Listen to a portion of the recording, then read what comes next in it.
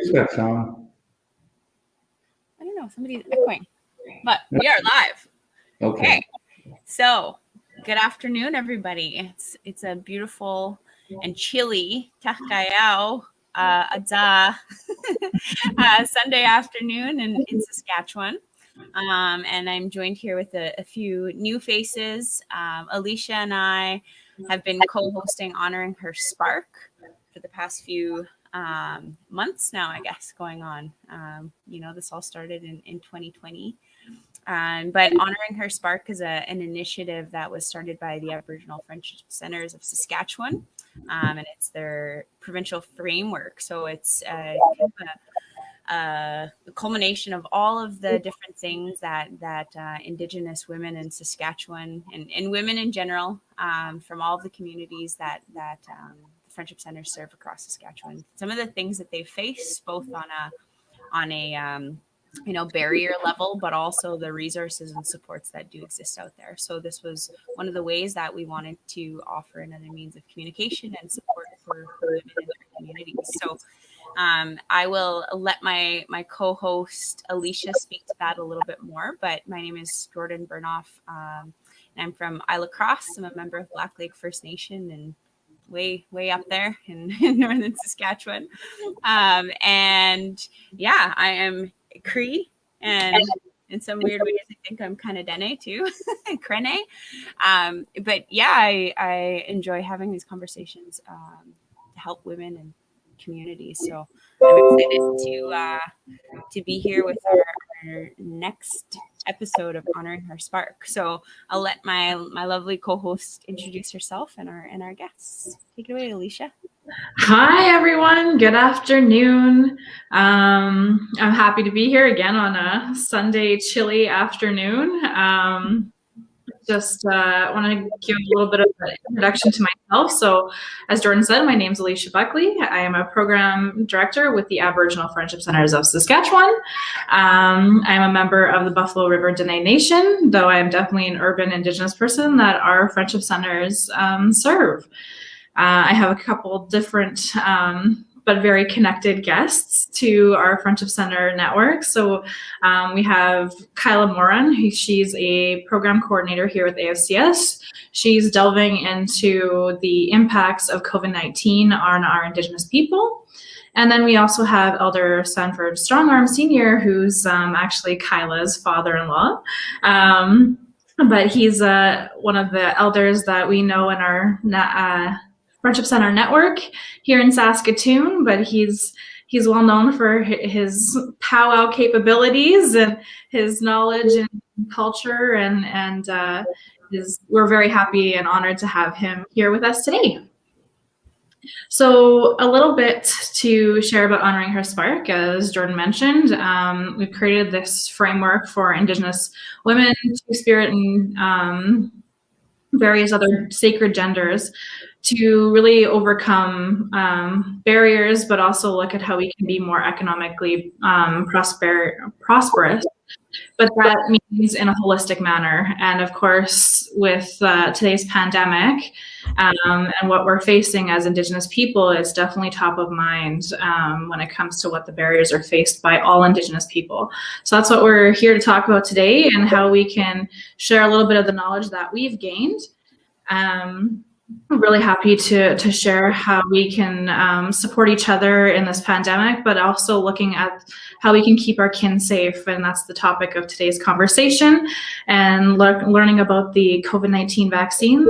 Our two guests have gotten the vaccine, their first shots, so we can hear a little bit about them, but also how we can walk into worlds and believe in both Western medicine and traditional medicine.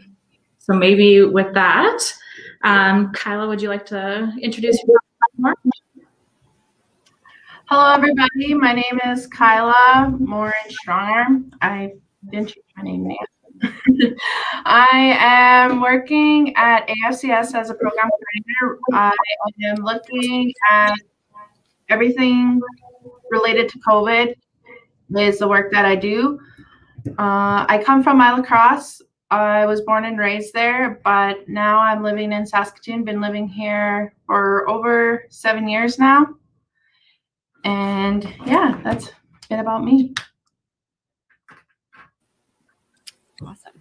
And now we'll get our elder, Sanford, to share about himself a little bit. Thank you very much, ladies, for giving me an opportunity to be here as well. And my name is Sanford Strongarm. I come from the Coacatus First Nation, which is approximately 2 hours from Saskatoon to the east.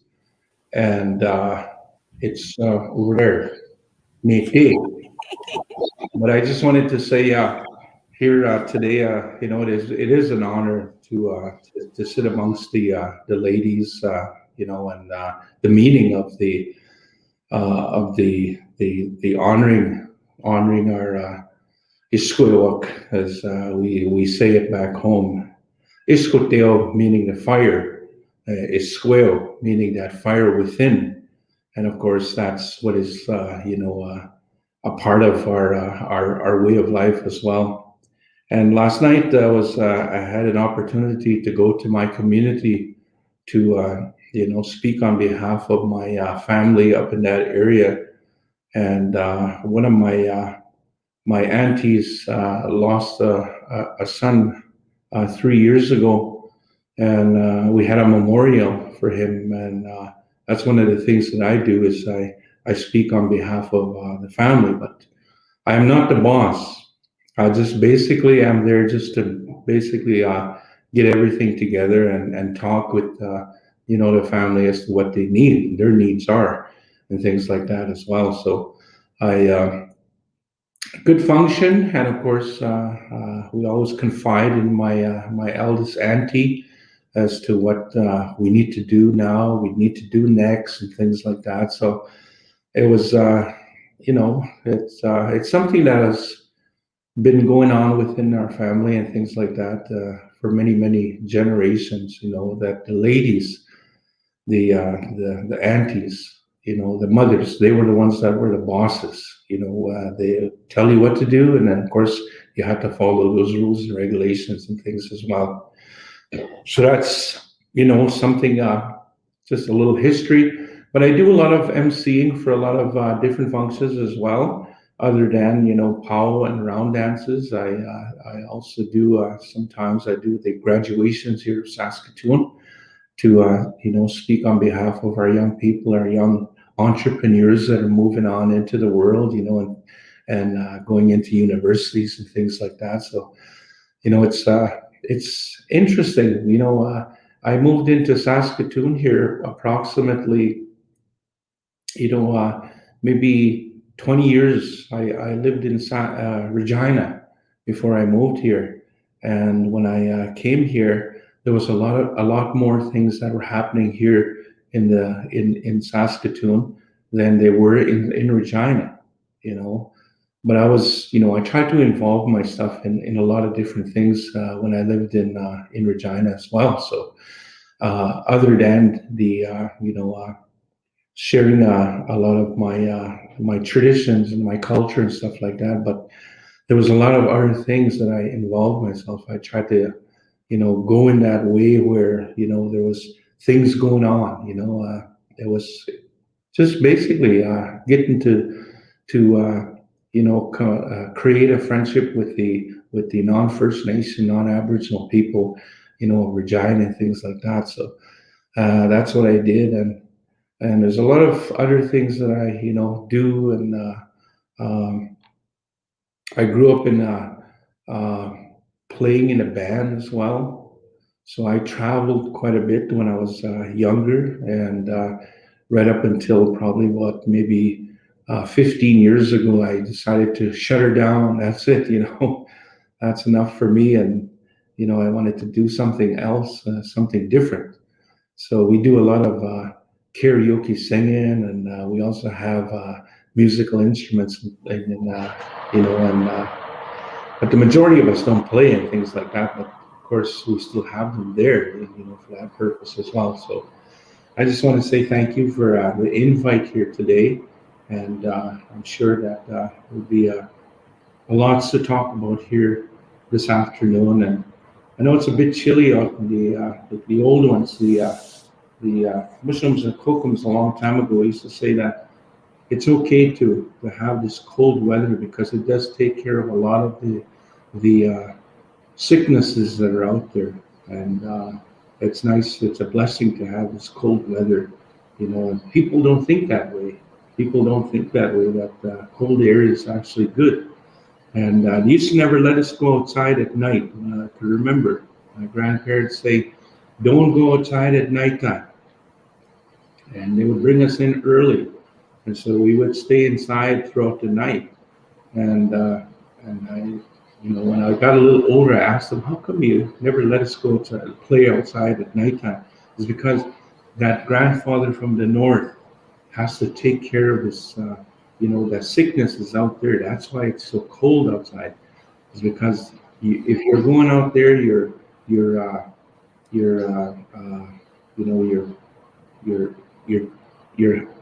not helping that by being out there, and this grandfather has to do its thing, and things like that as well. So that's what they used to tell us. So don't go outside at nighttime, things like that. And you see a lot of people nowadays, they tend to not listen to things that our grandparents used to tell us, our old people used to tell us a long, long time ago. So, I try not to go out at nighttime. I'm okay in my car, but at nighttime, to go outside, it's a little bit different for me. Mm-hmm. So maybe we'll get right into things on that note. Sanford, thank you so much for that great introduction, and I know I was sharing with some of my friends and colleagues about this podcast, and people were like, oh my God, Sanford Strongarm, my guy's incredible. You're renowned in many places, so we're honored to have you here as well as a guest. So yeah, today we're gonna chat a little bit about COVID-19. As Alicia had mentioned, Sanford and Kyla, Kyla's the COVID-19 expert at AFCS, so she'll be sharing a lot more of the community information and stuff like that. I think people will find pretty interesting. If you're not already fatigued from hearing about COVID, we're gonna give you more. But even that topic, that's a huge one, is COVID fatigue and information fatigue, and Sanford can share a little bit about that as well, and how he's keeping himself, but also his family and his extended community informed. So maybe I'll let Kyla talk a little bit about what it is that she does in her position, and give us a little bit of updates on some of the new findings and whatnot, and then we'll go into chatting with Sanford and looking at some of the really underlying issues that exist with vaccinations and the history of Indigenous peoples. I think that's really an important thing, and I think having the knowledge and the understanding of kind of what's going on, because I think one of the biggest issues right now is vaccination uptake, right? I think a lot of people are very scared. Not only it's not just a matter of I don't like needles. There's underlying things that exist and have existed for a very long time. So I'll let Kyla chime in for a little bit here, and then we'll chat with Sanford again. So Kyla, our guru. Thank you, Jordyn. So what I'm going to be doing right now is I'll be talking about what is in the vaccine and the comparisons between the Pfizer and the Moderna, and that the vaccine is safe. So I did a little research. Well, I did a lot of research. My job is I do research. I work around the COVID funding. So I make sure that all the friendship centers are having their proper PPE. They have their IT support. What else is there? There's a couple of categories that I work with the funding as well. And I do some research. I send out daily reports of COVID stats. So with my research, I did my research mostly on the Canadian government website, because I believe like when you're doing your research, you need to make sure it's like legit, because there's different places where you can be reading the wrong stuff and you can get yourself afraid about that. Yeah, I noticed on social media when somebody posts something or if there's like COVID-19 mentioned, there's like this new filter that's like, this has to do with COVID-19. Go here to find out, like, is this a legitimate resource? Yeah. So that's a really interesting thing people need to pay attention to when they're taking in information. Yeah. Keep going. Like even on the news too, there's a lot of hype of COVID-19, and some of the stuff is sometimes I don't like what the news is showing, like, because it's scaring our people, and I don't like, there's too much COVID scares, and it's not as bad. Well, COVID is bad, but it's not as scary as people think. Is like, you need to isolate, you gotta wear your mask, and you need to keep your social distancing, and that's all. So I'm going to go over like what is in the vaccine. So vaccination is a simple and safe and effective way of protecting people against harmful diseases before they come into contact with them. It uses your body's natural defenses to build resistance to specific infections and make your immune system stronger. Vaccinations train your immune system to create antibodies just as it does when it exposed to a disease. However, because vaccines contain only killed or weakened forms of germs like viruses or bacteria, they do not cause the disease or put you at risk of its complications. Most vaccines are given by injections, but some are given orally, by mouth, or spray in the nose. And the reason why some are given orally and sprayed by the nose is because there's that fear of needles. It's like Jordyn mentioned, like there's a scare of people getting vaccinations. I got my vaccine and I didn't feel that needle. Like there was a long needle, and it just like went in and she was done. And so, but that's just that phobia of needles. And so that's why they have a spray and given orally by the mouth.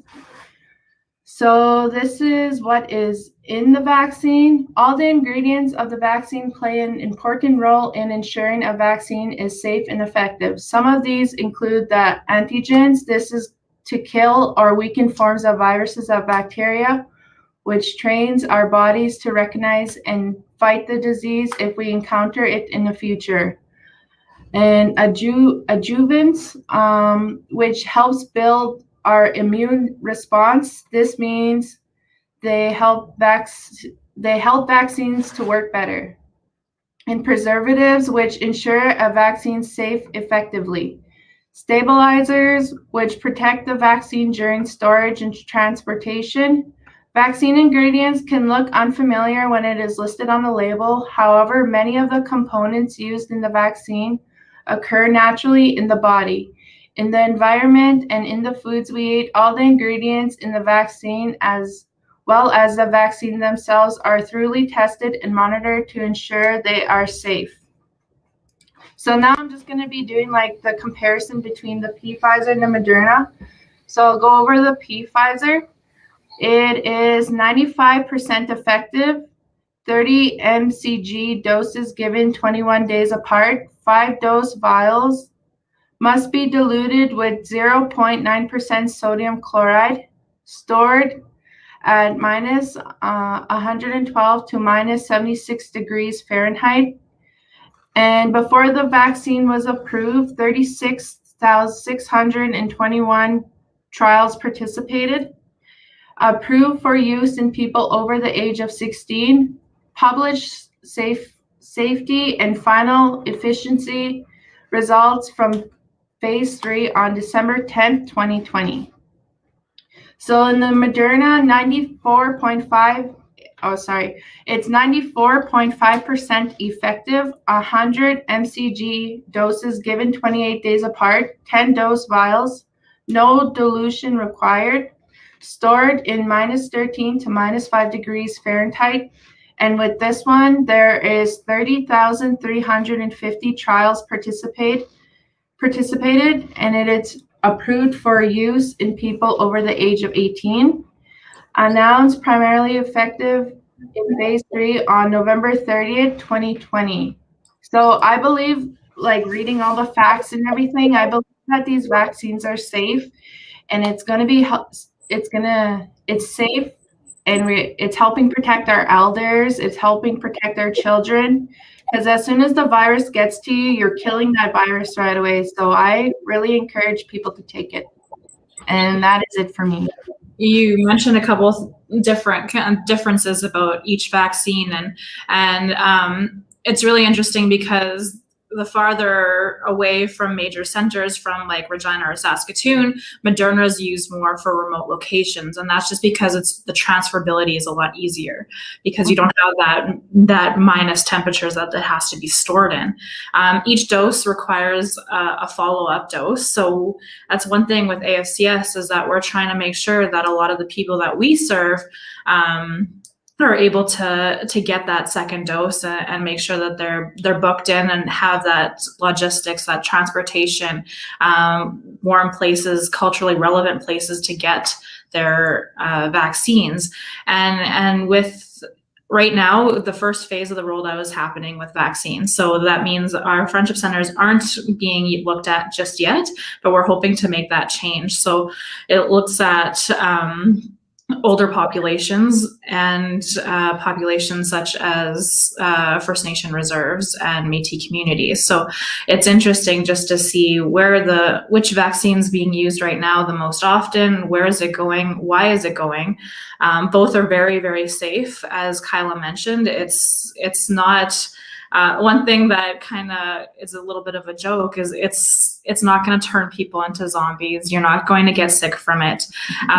It's really interesting that we're consulting with Dr. Jaris Swidrovich. He's an Indigenous doctor of pharmacy, one of the first in Canada of a PharmD.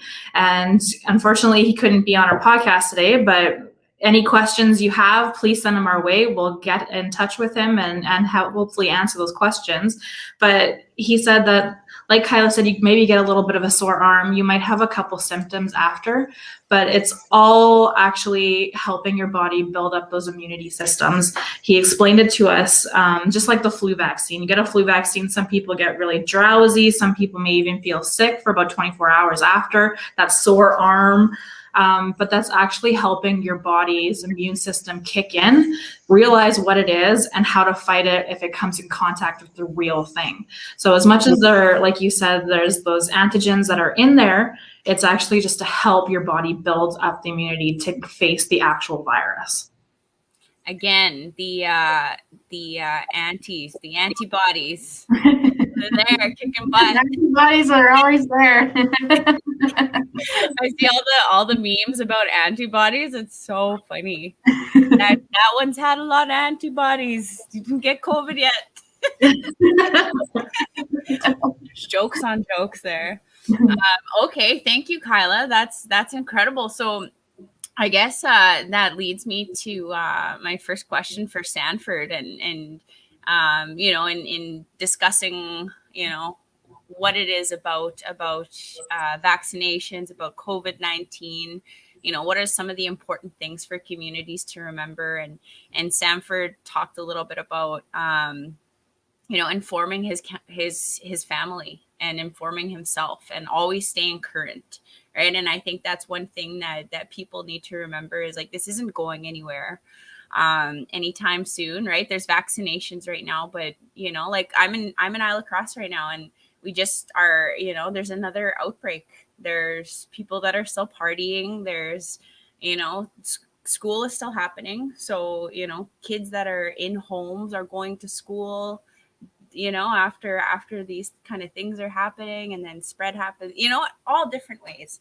So, and I think that's another thing that we can look at too, is like shame and blame in communities. Like, there's contact tracing, but that is to make sure that people know. It's not so we can say, okay, well, I know where it came from, so I'm going to get mad at that one. It's like, no, it's to ensure that the right information gets out to people. So there's a whole, we could be busy here for hours talking about what we need to do. But Sanford has some tips for you guys on kind of how he stayed informed and why that's important. So Sanford, would you like to share a bit about your perspective on that and even how did that reduce your fear in making the decision to get vaccinated? I have you on mute. Sorry. There you go. You're off mute now. Okay. Gotta start over again. All right.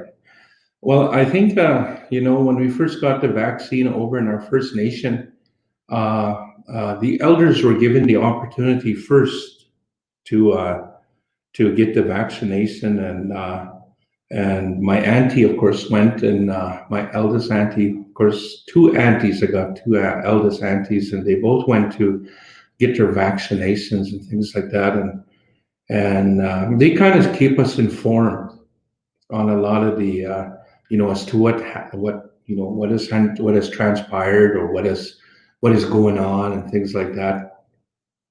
And she phoned me up right away a couple of days later, and she said, "Oh, I got a kind of a sore arm, but I'm still good." She said, "I'm fine. It's okay.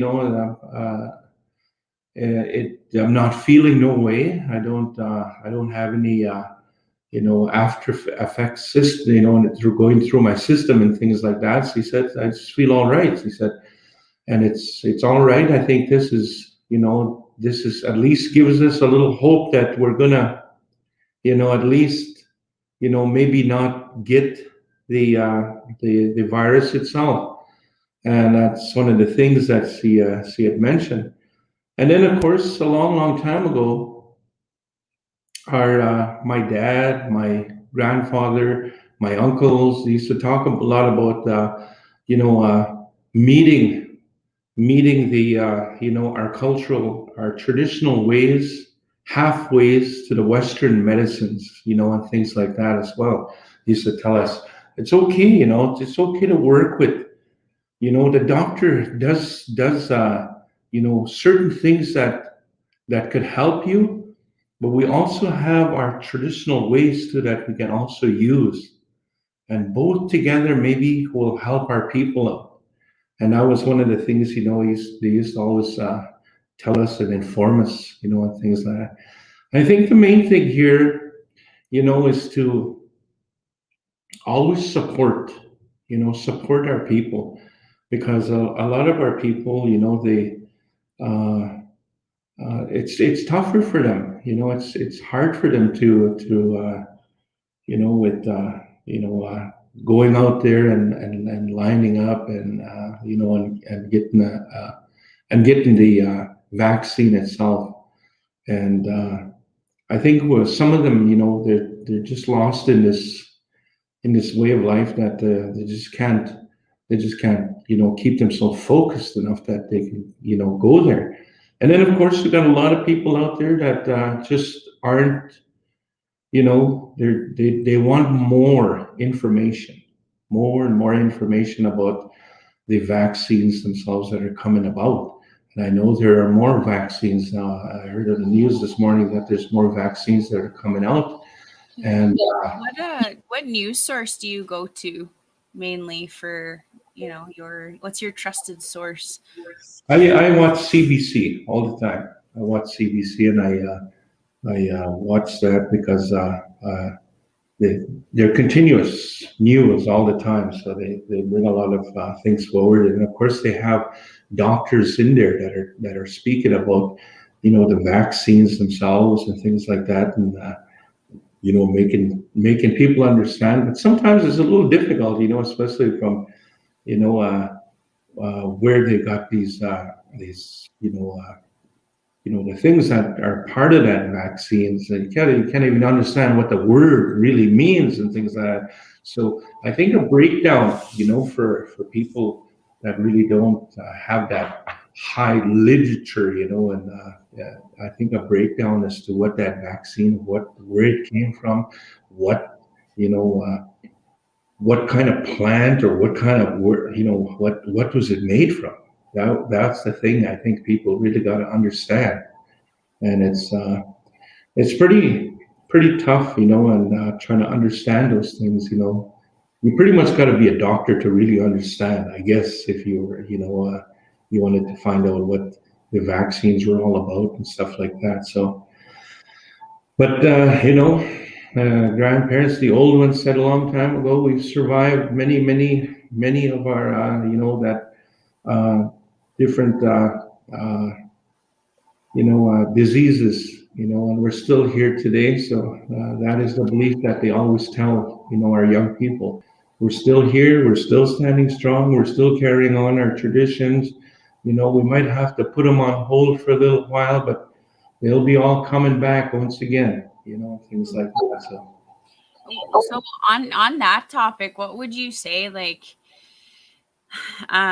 maybe just to give our listeners some context into that fear of vaccinations and pandemics, right? Like, what do what's your perspective on where that's kind of come from and how that's evolved over time? Like, I know you look back at, I just watched Dances with Wolves.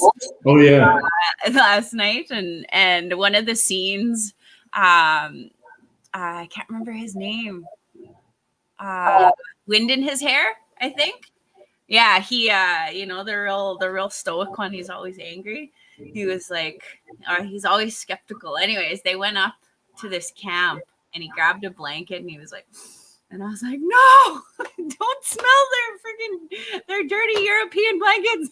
Anyways, I shouldn't say that, but I was honestly, that was the first thing that came through my head. I was like, there's going to be, like maybe sicknesses from another part of the world that now, anyways, it was funny how my mind worked in that perspective. And I was like, that's, like, what is that? It takes us back again to when Europeans came to this land and they brought a lot of sicknesses along with them as well, and one of them was the smallpox, and that almost wiped out a whole nation of our people back in those days. And of course, when you see little things like that on even just in a movie, automatically, bang, it just clicks in your mind. Oh no, and things like that. And those are some of the things I think a lot of our people are dealing with today. Is that they've been told many of these stories about how our people have been plagued with many, many diseases and stuff like that. And still today we're fighting, right? We're fighting the fight of all these different things that have, just keep coming for our people. And that's one of the things that automatically, that's are embedded in our minds, is that, oh no, it's going to happen, and people don't really see that though, They don't see that in order to help ourselves, we got to do something, things a little bit differently to actually maybe, bring good health to our families and to ourselves as well.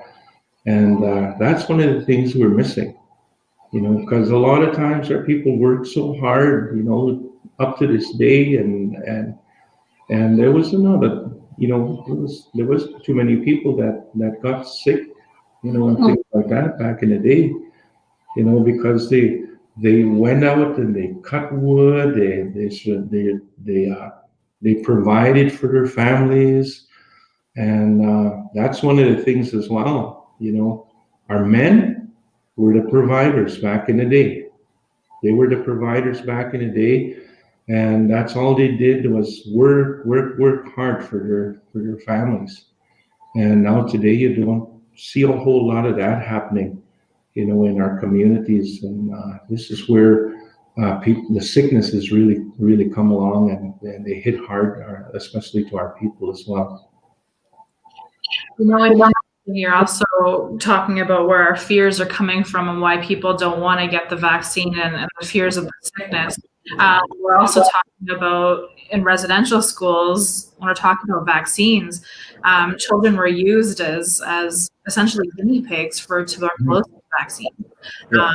These things are still very fresh in our history, in our minds. So it's really hard to gauge how people are feeling and how they're comfortable getting this vaccine. Yeah, I was talking to my dad the other day, and he was telling me about the sanatoriums, and people would stay in there for like years. I had no idea. My husband, actually, when he was 5 years old, was with his brother in a sanitarium. So he's got some memory of it, but he remembers what it was like, and having that sickness still be in him. Fears, I think, there. That's kind of why I wanted to maybe bring up how, with Sanford and Kyla, how did you prepare culturally to get the vaccine? Can we start talking about like your experience, what you went through? I know, Sanford, you went to ceremony before. You were able to go and get guidance and make sure that you were safe in our traditional ways. Can you talk a little bit about that? Well, it's kind of more or less a strict following because I grew up that way. I grew up with my grandparents, and they would take us into sweat lodges when we were little, when we were small and stuff like that, and making us understand, that our traditional ways, you have to keep them, you have to carry on those traditions and things like that. And I never ever believed in that kind of stuff, as I was growing up, I want to do this, I want to do that, I want to go outside and play and things like that. I want to be involved in, trying to, understand. But they would tell us these things over and over again, every day, if they had to. They would tell us, making sure that we fully understood what they were doing, because everything was all pretty much of a oral history lesson for us too as well. So we always try to make sure that we held on to something, and of course in the belief of who we are as a family, and believing that our way of life is great, because the Creator had given us this way of life as Indian people, and that's what these teach us too. The 4 directions, you look at those 4 directions. They also talk about the 4 people of the world. All those 4 people of the world, they all have their own specific things that the Creator had given them. They had their own specific understandings of how they understand and fully understand Mother Earth and things like that as well. So we were given that way of understanding what our medicines were, what our medicines are used for, and of course our ceremonial ways. We were given that way of life. And we're not going to be millionaires, they used to tell us that, eh? And then they would tell us all kinds of stuff like that, eh? You're not going to be a millionaire, but you're going to have a lot of you're going to be really, really rich in your culture, because your culture is of importance, within our people. And that's one of the things I try to get across to a lot of our non-Aboriginal people. If I sit down with children in the school, I'll try to bring that across to them. I'm not going to be a rich man. I went and see this fortune teller one time. He bought this crystal ball out, and asked him, am I going to be a rich man one day? I was about 30 years old at that time, and bought it out. It cost me $4 actually to do that. Am I going to be rich? And see something in about 20 years. Am I going to be rich? I told him that. No. So he said, you're going to get used to it. So these are like, we try to bring a little laughter and stuff like that to a lot of people, because medicine is all starting within here. That's what my grandparents used to say. Your best medicine is right here. If you cry one day, that is a part of healing. Because if you're not keeping all these things that that you've, like, even I go on social media and stuff like that, and I hear some sad news that someone back home has passed away, try to alleviate that somehow by either going to a ceremony, sweat lodge, or even you just doing it at home by smudging yourself, and thinking about that family or thinking about that loved one as well. Laughing, having fun, that is all a part of that healing within you as well. Having fun and bringing laughter and things like that, because you're letting go all these feelings, right? So these are some of the things that are all a part of our ceremonies that we have. And that's one of the things, we have to utilize more as our ceremonies. And I believe in the way of people that go to church. I believe in that way too, because my mother she was Catholic because she was in a residential school. So that's what she believed in, was being Catholic. But she also believed in that traditional way of life too as well, by maintaining her culture. She also came back from residential schools. She had us as children, and pretty soon she was in the Sundance Lodge, and she was fasting there for 4 days. So she had a belief in both ways, but she also used to pull out her rosary, and she would pray that way too at the same time. So that's one of the things that, we have to bring across here, is that, our belief system is not, it's not something that we should not believe in. It's because we're all praying to the same creator. Mm-hmm. Only one creator. That's it. I think I really like that. I think that takes us to the topic of walking in two worlds, and you touched on it a few times already. Looking at Western medicine and our I don't want to say traditional medicines, but our Indigenous knowledge of different medicines, natural medicines, and even just our belief systems and our religions or spirituality, like meeting halfway. And I think it was interesting. Like, I don't know if you guys have ever been to Isla Cross, but I growing up my whole life with Kyla. I don't know if you've experienced the same thing. I grew up with Kyla, but I didn't ever see powwow or ceremony really until I was probably 19 years old. I'm 30 now. I agree with you, Jordyn. Yeah, we never, living up north, we never seen any powwows. I even tell my father-in-law that, we never were raised in ceremonies. We were never raised around, what else is there? Sweats or anything. Our community is based on church religion. And so, but I agree with Sanford too. I was raised a Catholic, but I moved over here and I believe in the spiritual ways too, because my grandpa, Bobby, from Beauval, he was raised by his Kukum Sugamis. She passed away in 2014, but she was a medicine woman, and she taught him how to pick so many medicines growing up. And now he's passing that tradition down to me. And he used to say, his Kukum used to tell him there was going to be a sickness coming around, and we have to be ready. And he was always ready with this medicine that he had. And now before the pandemic happened, I told him one time I had a dream of our Kukum, because I said, she was pointing at the water and she was saying we need to have this medicine. And she said, for the sickness. And then I asked my grandpa what medicine is in the water. And then he told me that it was rat root. And then I thought, maybe rat root is going to help us against COVID.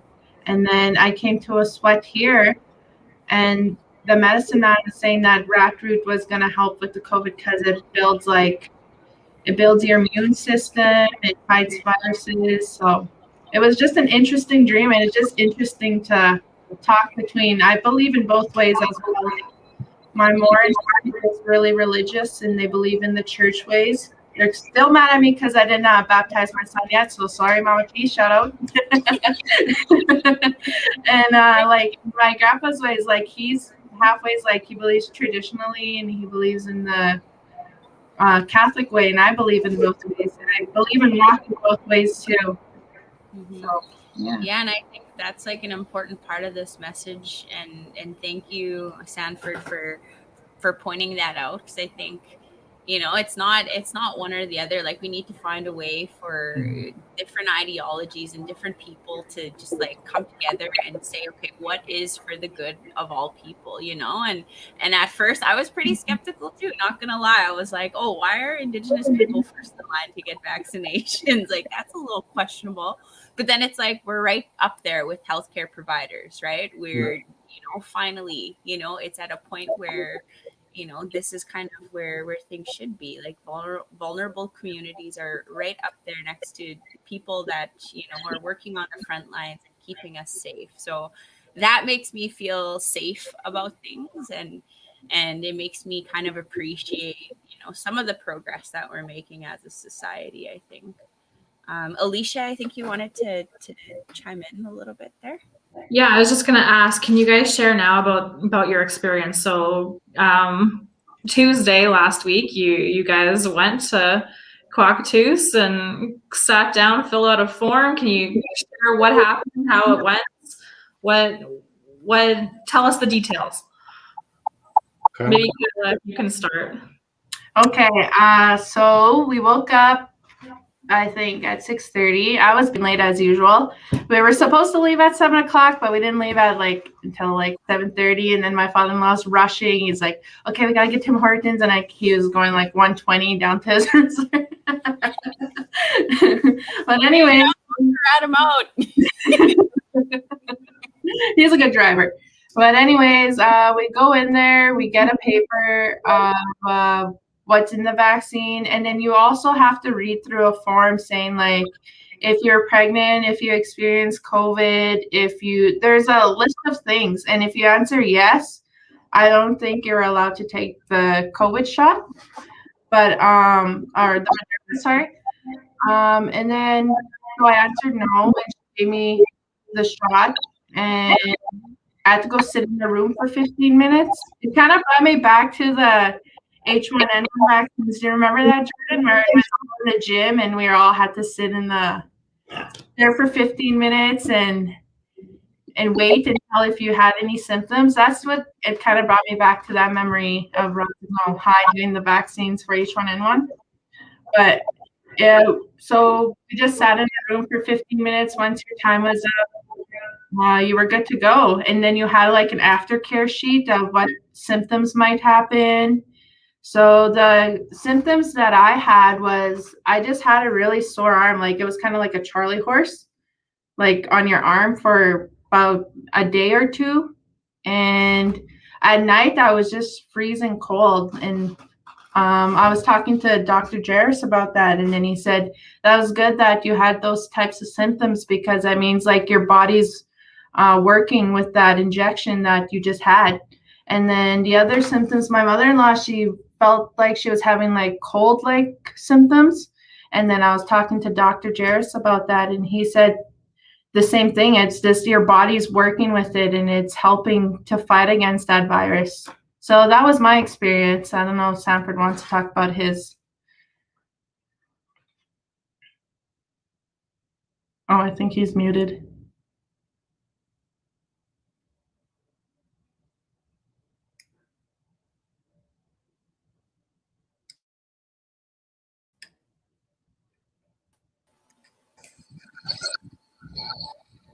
Alicia, are you still there?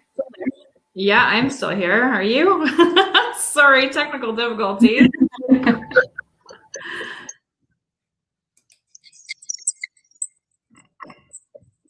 Just a second, Sanford. I think you muted.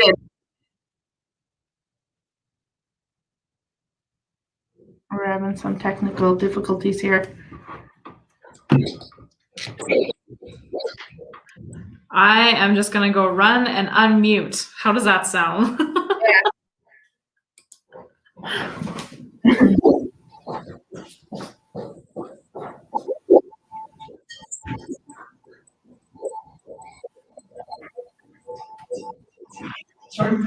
So now it's just.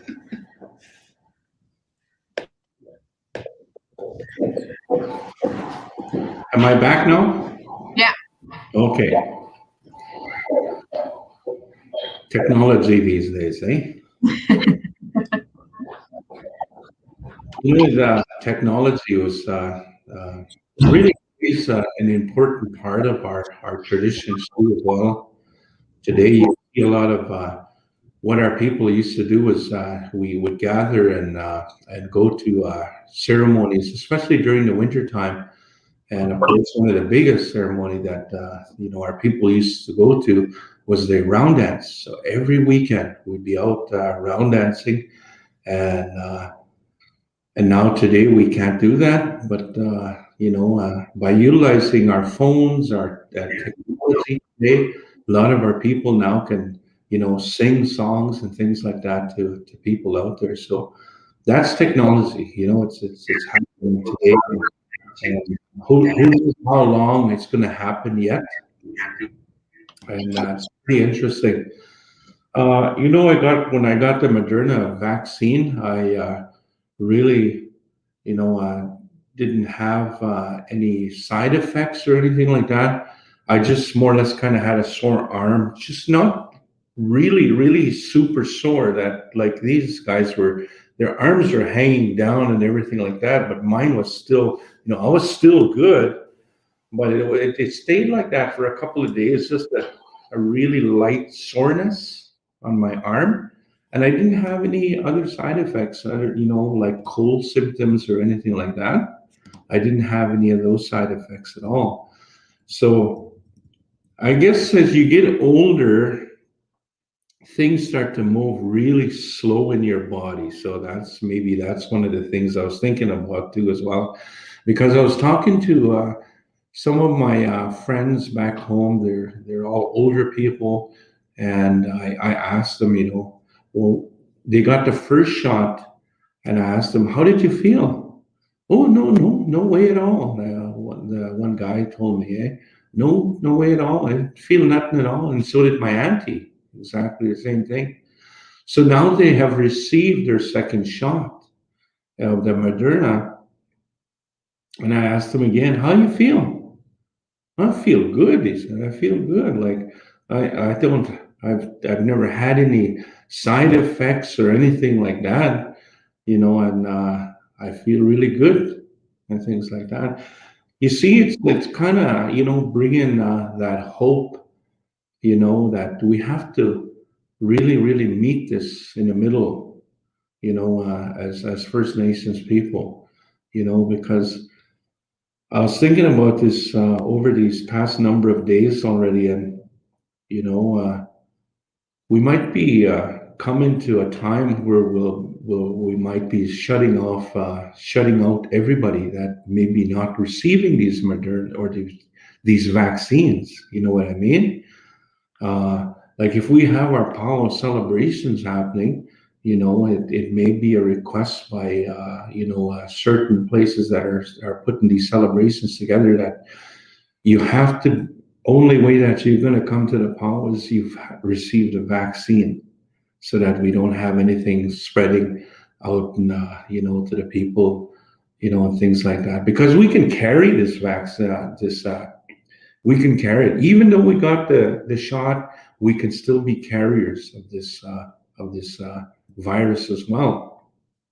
So this is one of the things, we have to really, really, get this in the thoughts and the memories of our young people, that when they get a chance and an opportunity to get that vaccine, by all means go for it. Don't be scared of anything like that.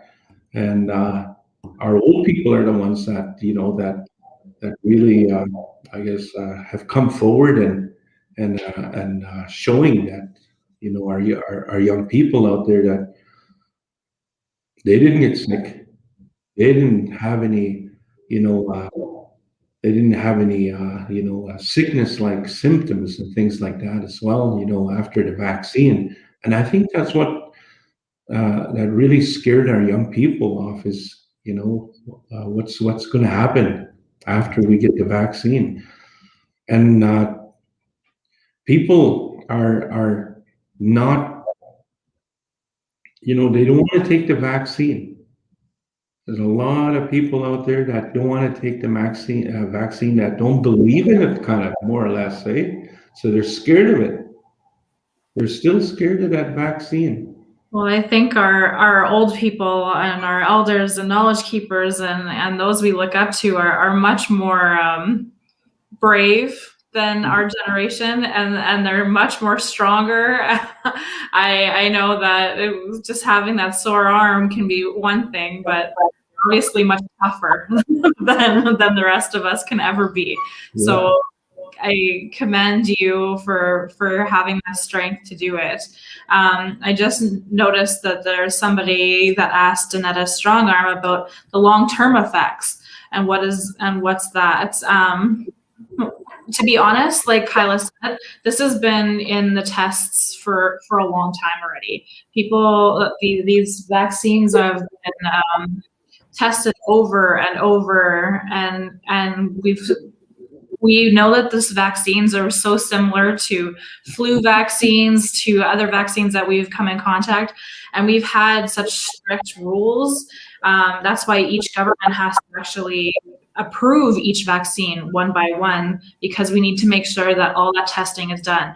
We may not be able to read or even understand those kind of reports and all that stuff that comes out with the vaccine, whether or not it should be approved, but it has been done, and it's kind of, the information's there to say this is safe enough that we need to do this for all of our people.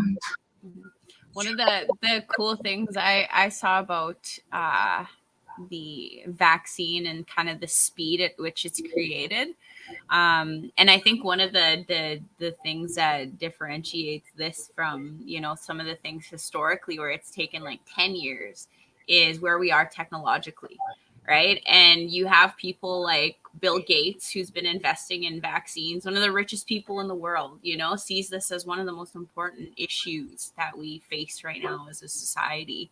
There's people like that, but not Bill Gates. Dolly Parton has been like one of the major investors in supporting vaccinations. That woman is like saving lives. So, just Danetta to talk to that fear. That's one of the big things, as well as like how rapid this was pushed out. But I think it has been, one of the biggest like economic downfalls are globally, that so people are putting money into this and putting research and putting technology to work so hard to make sure that it's safe. So I think that's one of the things that's made me feel better about it. Sanford, what's your take on that? Yeah, I believe in that. I believe, I guess whatever helps, our people, whatever helps us, in the long run and things like that, by utilizing these vaccines and things like that. But, some of them are just mainly vaccines that are, that just put together real quick and things like that. Those are the ones that, I kind of, I have my, doubts on, as to why, how fast they put it together and things like that. And I think that's one of the questions too that a lot of the people have too as well. All of a sudden you got cancer, you got diabetes and stuff like that. Just hadn't found any, vaccines or any medicines that would take care of these cancers and diabetes, stuff like that. And yet today there was this plague that plagued our people all throughout this whole world. And then all of a sudden they got this vaccine, and things like that. So that was one of the things that people had also asked as well. So, yeah. That's a really, really good point. It's like once it trickles and affects more people than simply our Indigenous or vulnerable populations, people that, don't necessarily have that like global voice, then it's interesting.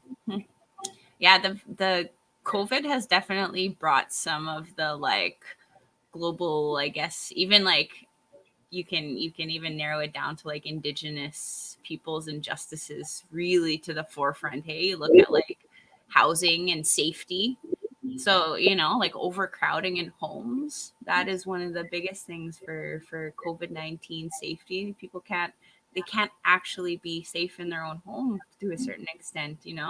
There was a case in Pachinak, and I think there was 14 people living in that home, and I think there was like 4 of them that had COVID, but they managed to safely separate. People were in different rooms, and they managed to do it. But then you look at communities that like, don't have running water, for example, like washing. Everybody tells you wash your hands, but when communities don't even have access to running water or clean water, like, sorry, they're Mhm. yeah. Yeah. Kevin, oh, sorry, go ahead.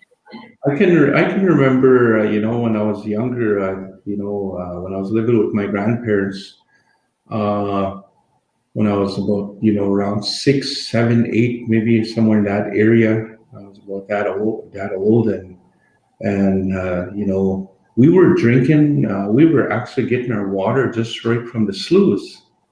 We'd scoop up the water and we'd strain it and things like that. It was our source of water, and that water was pure as can be, and we drank that water because it was early in the springtime and the snow was melting, and we were actually utilizing that water. And during the winter time, we'd actually get pillowcases as young people, and we'd go out and find a nice clear area, and we'd actually scoop up snow, and we'd fill up these pillowcases and bring them back into the house and put them in a big 45 gallon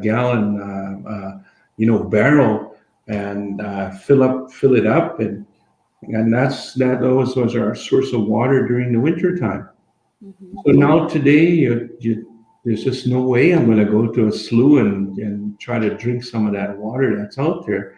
But you see, over just in that little span of years, it's approximately 50 some years, that how things have changed. Like, how is it going to be for our younger people in the future? How is it going to be for them to, meet the lifestyle that we have met a long time ago? How is our medicines going to be affected, in the future as well? Because we relied on a lot of our medicines back in the day, and we still do that today. But there's so much chemicals that are being used, even in the surroundings of First Nations across Canada, and I brought this up so many times with when I was in council back home, and I was, would be speaking of with health authorities and things like that. How is it affecting our source of food, even? Because we hunted rabbits, ducks, and things like that, deer, elk, and moose, and yet we're using chemicals on the crops, and the chemicals are being eaten, and the crops are being eaten by our source of food. And these are some of the things that I brought up, and this is where the sicknesses are coming on to our First Nations, is because we're eating this animal, and we're also and we're breathing in that air when they put that chemical. If you got a wind coming from that direction, then it's certainly going to come across our First Nation and things like that. So these are some of the questions, Yep. Yeah. Well, I just had a chat the other day with Ron Desjardins, and he's a Dene man from Birch Narrows First Nation, just Turner Lake, some people know it as. And man, like, the knowledge that guy has about the land is pretty incredible. And we just chatted about there's an exploration company going up on their land, and it's right where somebody has their trap line. And one of the main things that we talked about, and how I know Ron, is I know him through Bonfire. We do like the fireside little jam out sessions every Saturday. We're having a show, so I know him through there because he's a musician just like you. And I'm gonna pop this up real quick. Singer, fiddler, drummer, guitar, hand drummer, powwow, and. You're trying to be modest. You're trying to be modest there, telling us you were. Oh, I had a band. Well, when I grew up, with my dad and my grandparents on my dad's side, and they were really into their traditions, singing powwow, and ceremonial stuff. And my grandma was really, really big on gathering medicines and things like that. And there was times during the summer that we'd go out picking different kind of berries and things like that. So it was all a part of that family. But on my mother's side came from music back home. And my mother, I remember my old grandmother, she was already in her 70s, and she only had a one tooth in the front over here. But she was a harmonica player, eh? She played harmonica. And then all my uncles, they were all fiddle players, guitar players, and things like that. So that's where I had kind of both. I had a grasp of both worlds, utilizing that way. So I guess that's one of the good things about having that way of life is if you want to keep yourself on the right path within your life, always try to grasp both sides, right? And that's one of the things he used to say. Make sure that if you want to, continue, your education and things like that. I always talk to kids about this. Education is very important, but then your culture is also important as well. So try to keep yourself in a good balance in life. That's very important, that balance within life as well.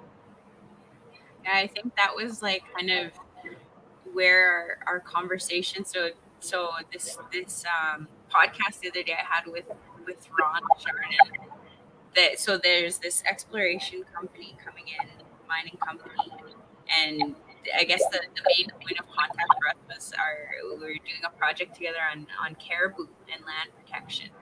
And you were talking about protecting our medicines, and now you're talking about like education and being able to kind of speak to some of that, I think is a really important message. So when you talk about protecting those medicines and going to school, like I think that's a really, really important message for people to take away.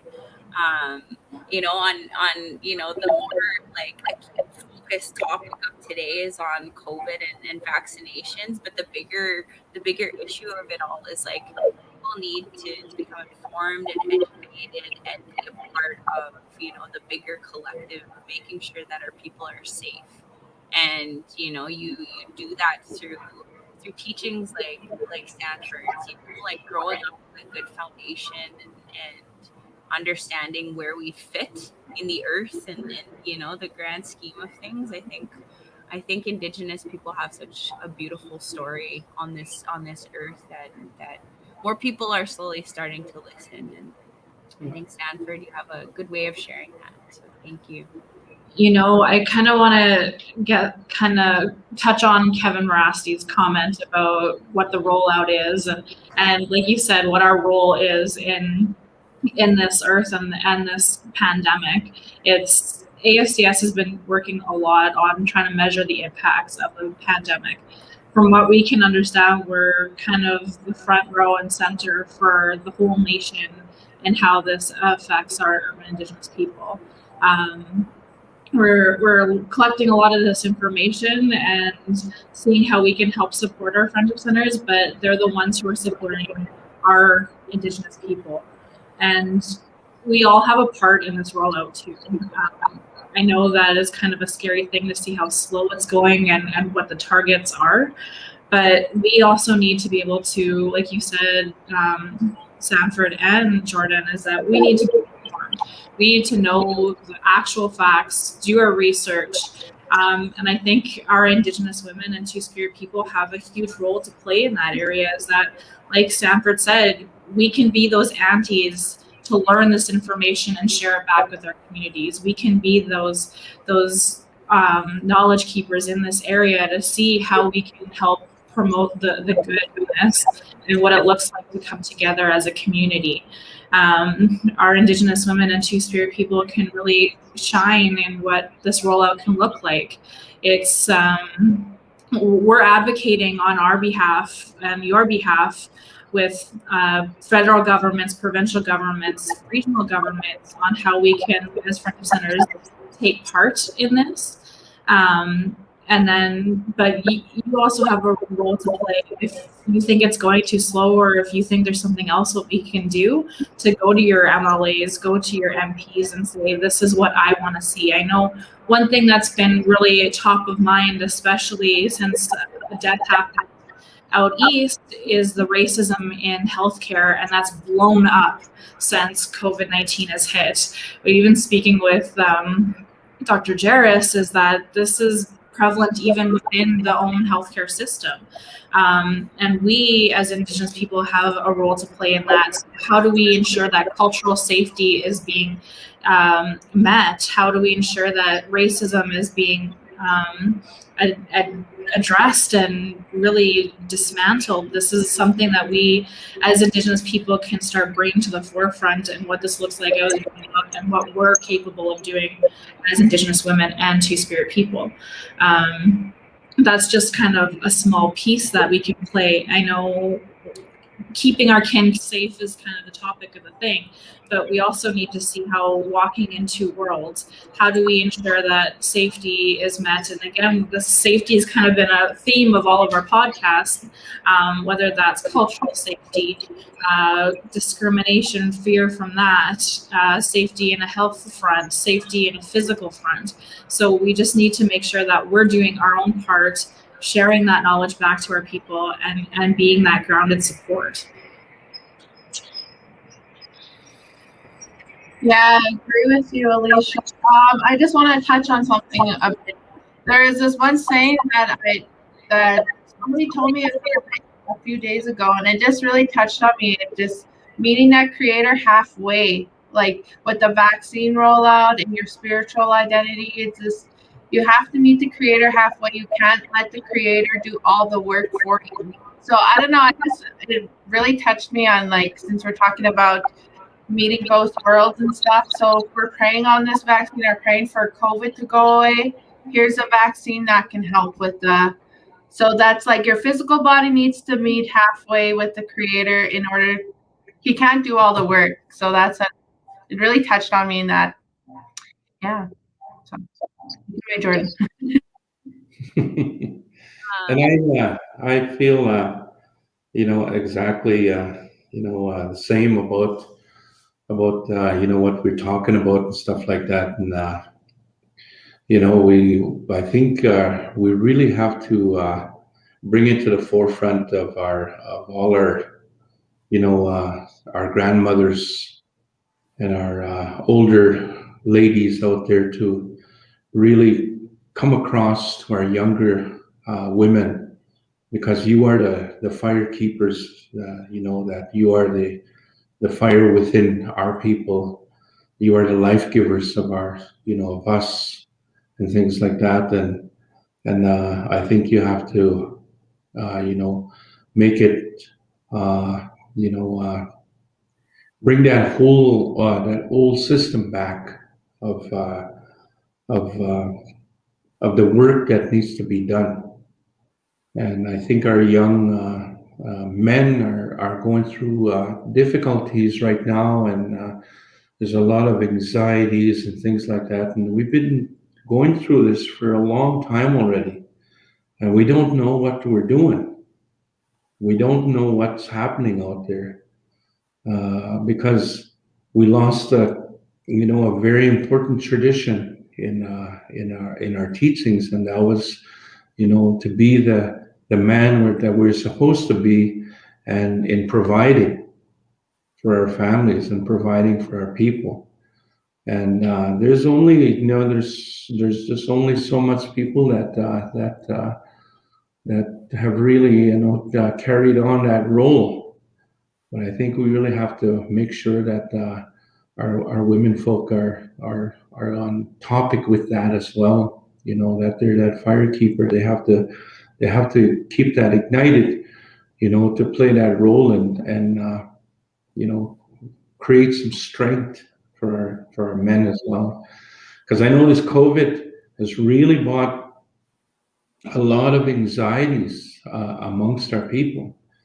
Even just being so cooped up inside a house and not even going anywhere, it doesn't help. It doesn't help anything at all.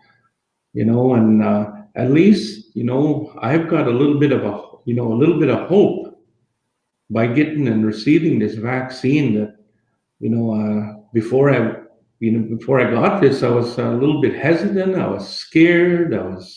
I didn't know what to do and things like that. And I wanted my freedom. I actually wanted to go out because I like to travel too, eh? And I like shopping at Walmart. So that's one of the things too. So I wanted to go to Walmart, but I'm scared to go there because people don't, they don't keep back far enough from you, and people are drooping over you and things like that, and it really brings a lot of fear, and even going home yesterday I was talking to some of the older fellas that were there, and not seeing them wearing masks, right? Not seeing them wearing a mask like this, and they were talking to me and things like that, and when they're coming up close to you and stuff like that, and because we've gotten into that now where we're so scared that we don't even want anybody to come close to us anymore. Where our people are so used of shaking hands and hugging one another and things like that, we don't do that no more. But there's still some people out there, like, in our First Nations, they still believe in that way of hugging, shaking hands, high-fiving one another, things like that. Over here, gotta stay away from one another. Don't shake hands with one another. The only things that we do is maybe bump elbows, and that's it, and kind of run away from one another, because we've got scared because of this COVID-19 and how is it transferred from one person to the next and things like that. So that's probably one of the things that was on my mind too as well. When it first came to this land, in around last year and early spring and things like that. That was one of the things, and then we all practiced that self-isolation thing at that time. We didn't go anywhere for 2-3 months. We stayed at home. And we practiced it so much. And then we've got this freedom over the summertime again, the little freedom that we got during the summer. And then we knew that this COVID was going to hit again because our elders have said that. It's going to come back. There's going to be a disease that's going to come to our land here. That it's going to come, but it's not going to be that strong. But it's the second one that you got to be scared of. You got to gather all these medicines and things like that in order to survive. Maintain your traditions and culture and your sweat lodges and things like that, because you're going to need that. So that's what a lot of our people did, and pretty soon this thing started growing and coming out there more faster and more into our communities, into our people as well. That everybody just automatically, they didn't want to isolate. they kind of lost that old practice that we had last spring, that they didn't want to isolate. And you still see a lot of people out there in our communities, they're gathering with other people, they're, sitting down, they go visit one another, and that's just the way our people are, the way. And then of course they gather, sometimes there's parties that happen and stuff like that. And then you got so many people living in houses, as you mentioned. So many people living in homes and things like that. But that's how we grew up. I grew up in my family. My mom had 11 kids. We all lived in one house. So I came from my grandmother's when I was a teen. I moved back into my mom's house, and I grew up that way. There was 11 of us living in that house. So things like that, we gotta really look at a lot of things, and a lot of things to really make our people understand that we have to, sometimes we got to follow some of those rules that are put down. And a lot of our people just don't want to do that. They don't want to follow rules. What I guess in closing, and on that topic of honoring the medicines and the teachings, and I guess even looking at the theme of our discussion today, keeping our kin safe, that understanding of kinship and what communities were like, back in the day, and it all worked, and there was, harmony and understanding, and people talked and took care of each other, in a much bigger way. Not to say that we don't do that today, but our understanding of kinship is a little bit different, and even people's roles, you spoke about the aunties and how, we help to keep people safe, and the men they're providers, right? And how those kind of kinship roles have shifted is interesting. But I guess advice for people, that maybe are unsure of how to navigate. How do they go and find an elder? How do they, ask for help, for teachings, those kinds of things? Because I think, we have this thing where we say our culture's lost, or we don't know how to do things, but it's there and we just need to pick it up, and I think that's a common fear too, is people don't understand it, or even know what that first step is, I don't know how to respectfully offer tobacco, or I don't even know why tobacco is needed, those kinds of things, those questions that people might have. I think, what's your advice for young people, or even old people? I smudged with some cookums here a few years ago, and they said, Jordyn, you know what? I've never done that before. And, there's it's okay. So. Yeah. I guess, just speaking, a little bit on some of my teachings from my old mushroom and kokum a long time ago, even prior to tobacco, coming to this land, because it was more or less a medicine for the people in the East, and we never had tobacco and things like that. But they did make what is known as kinnikinnick back in the day, and that's what they used to utilize for their pipes and stuff like that. So, but things like just more or less kind of showing appreciation to one another, and that was all a part of our teachings back in the day. And sometimes if you wanted someone to come and you wanted advice, or you wanted to talk to a person, if you got tobacco, then that's fine too. If you just offer tobacco and I want to ask you some questions and things like that, and just to talk with this elder.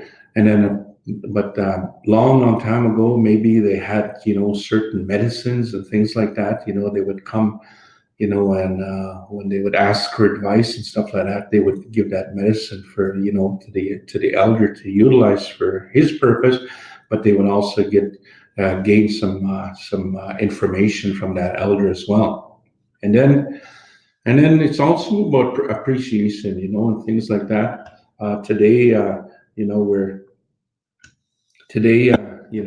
money has kind of became the way of showing appreciation now today. Giving money to a person, that's good. That's all right. The elders said that's okay. That's okay. This is good. This will work. And then of course, even if you bought some cloth, you can go to the stores now these days and buy cloth and different colors, and broadcloth is one of the good things as well. You want this elder to pray for you and give you some advice as well. It's always good to have some cloth and just to present that to him as well. And then of course, you want to do something. You want some real medicines. You need a lot of help and things like that. People would give away a lot of different things. They would give away horses. They would give away. I know one time my grandfather, he helped a young fellow back in the old days.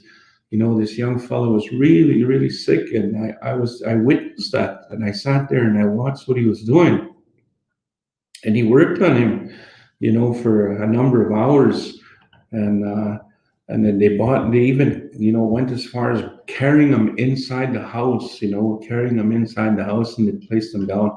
So he put his a blanket down on the floor, and he started singing, and then he started working on this young fella, and then that was it. He, the young fella, the person that bought him in just bought tobacco, and he said, yeah, that's good. He said, that's good. So they worked on him, and pretty soon they carried him back out, and he left. They gave him some medicine. I know my grandma, was just kind of like to brew up these medicines and things like that. So she did, and gave him this medicine. So you should be okay in about 6 months. They said, you'll be all right. He said, and sure enough, they left. About 6 months later, there was a little car that come. It was probably about, I think it was a 1960, 64 or 65 Fairlight. It was a red in color. I think it was red and white. I think it was. Anyways, come pulling up and come parking in front, and everybody was looking out the window, and us kids were all at the window, all standing there looking out and seeing who this was that was coming here. And then there was another car that pulled in, and then this young fella come walking in, come inside the house. He come up to my grandfather. You remember me? He said. And my grandfather told him, no, I don't know who you are. And he said, I came here 6 months ago, and I got some. I got your help in a sickness that I had. He said, and you see that car out there? Said, yeah. Well, that's yours. He said, you can have that car. He said, oh, okay. My grandfather was just so excited, and then he said, thank you very much. And he shook hands with him, went walking back out, jumped in the other vehicle, and then they drove off, and that was it. Then that's how people show appreciation to one another. And I can remember that. Even visiting on a reserve was a part of appreciating. People would come and visit all the time with my grandparents. They would come and bring something. They would always bring something. And even the old cookums back in the day, they would bring stuff like bring some. Oh, there's some lard, and just made some lard, out of made some lard yesterday, and just bringing some lard to you and things like that, and then of course berries. I got some berries here. I'm coming to bring that to you. I want to ask you some questions. So they would sit down. Same thing with my old grandfather, and sometimes they would come and have a smoke and stuff like that, and they would sit down and they would talk about a lot of things that were going to happen in the future. So anyhow, that's what happened, and they would show appreciation to one another, And we always had some tea and bannock ready for these people. We know that they were going to come. So we always had that ready for them. As soon as they sat down, they start bringing some lard, we bring some tobacco. I mean, for smokes, they want to have a smoke. And then we also give them some bread or bannock and some tea. And then they would just share a lot of stuff like that and share back and forth. And that's how, we appreciated one another back in the day. And I think that's one of the important parts of our people nowadays. We're not trusting one another. We're not trusting one another. And we have to get that across. We're not trusting one another at all. We're even scared of one another now today. Like this takes me back to I had some family who was sick, and then there was a medicine man. But one of the things was he wanted money, and so people were like, "Oh, well, that's not good. It's not good medicine if someone's asking for money." And so I thought about this for a long time because I was like, "Man, people are quick to just say it's not good because of that." And it's like I go to my job every day and I make money. Am I a bad person because I do that? Like it just made me question that, because it's like I really didn't feel like this person was bad and that intent was wrong, and it's like back in the day there, cash going to someone with a bill or coins or whatever kind of mode of money, it wasn't what it is today. And like you said, it was this man bringing a car and saying, I appreciate you. Like doctors get paid. Doctors get paid, tons of money. And yet we have like our elders, our knowledge keepers, our medicine people. Oh, we lost him. His battery maybe died. I guess it'll be pretty tough to go see your doctor and take some tobacco and cloth along. It'll be pretty tough. Yeah. Here, does my insurance accept tobacco? They'll be like, get out of here. And we're the other way. We're like, no, this money has no merit here. This is not. So yeah, like you said, meeting halfway, that's an important one, right? And realizing like money is helping people though. Like, if you're going to ask, I don't know. And this is just me personally. People might totally disagree with me, but I wouldn't find it wrong to pay someone for something. Like I would feel much better paying someone $1,000 for, that like traditional, like Indigenous medicine than going to a doctor and paying that. Honestly, like I don't know, but I get it. Like I understand people's fears, but also like, that might be a system or something that's created for us to like find another reason not to trust that, It's just such a man. Thank you so much, Sanford. I really hope people and without a doubt people will learn from this conversation, but don't be afraid to like question some of those things. And I think that's what you've brought here to this space, is that it's okay to acknowledge some of the things that are questionable, in society. And that's really important. Yeah, I just want to say thank you to our guests, Kyla and Sanford. And I really hope that everyone's able to make a good decision for themselves on whether or not to get the vaccine and keep our communities safe and continue to do. I know it's so hard. We're not meant to not be together. So, but find other ways to be together, or find other ways to do something. And like Sanford said, respect each other. So I think that's where we should maybe leave it off today. And if you have any questions, please go to your local friendship center or get in touch with AFCS. We're here to help. Mm-hmm. Yeah, and if people do have more questions, put them in the comment section.